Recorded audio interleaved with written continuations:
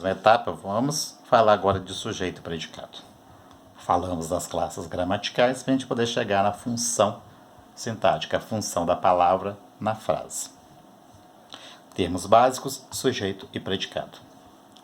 Sujeito é o termo da oração que funciona como suporte de uma afirmação feita pelo predicado.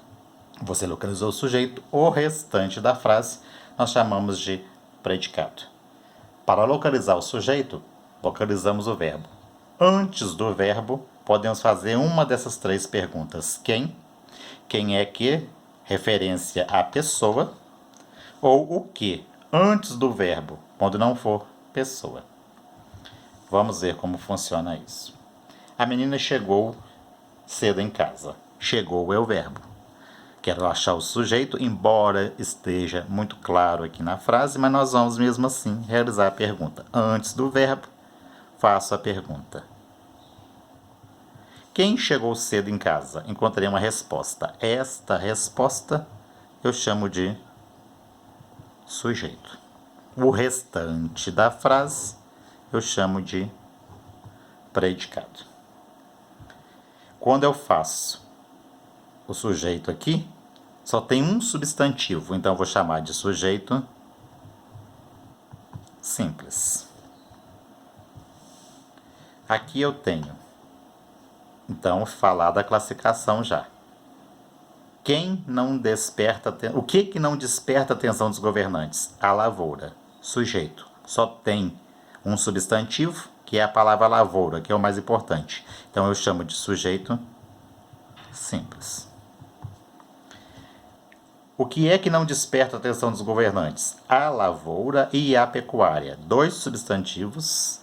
Então eu tenho sujeito composto. E as palavras mais importantes, lavoura e pecuária. Então, núcleo do sujeito. Indeterminado. O IN antes da palavra indica negação. Não se quer identificar quem é. O verbo estará na terceira pessoa do singular ou terceira pessoa do plural mais o se. Vamos ver? Correram muito. Eu posso dizer eles correram muito, elas correram muito. Não sei ao certo quem. Por isso, sujeito indeterminado. Pulou corda. Ele pulou, ela pulou. Eu não sei quem. Os dois pronomes se encaixam aqui. Então, sujeito indeterminado. Vive-se bem aqui. Não está falando de um erro específico. O verbo seguido do se. Então, sujeito indeterminado. Oração sem sujeito ou sujeito inexistente. Na frase não acontecerá o sujeito. Vai acontecer com o verbo fazer, indicando o tempo, passado.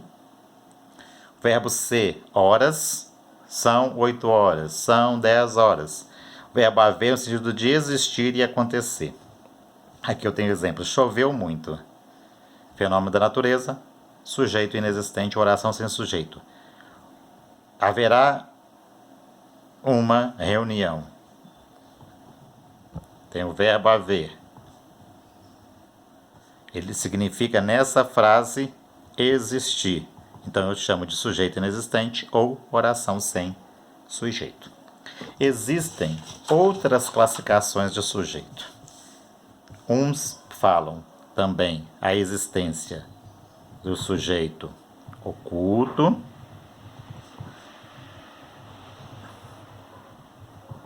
elíptico ou desinencial. De acordo com a NGB, nomenclatura gramatical brasileira, só existem 4 tipos de sujeito, que nós vimos anteriormente. Mas alguns gramáticos registram esse 5º elemento. Aqui, sujeito oculto, elíptico ou desinencial. Oculto é que não aparece. Você consegue descobrir pela terminação do verbo. Por exemplo, fomos à igreja.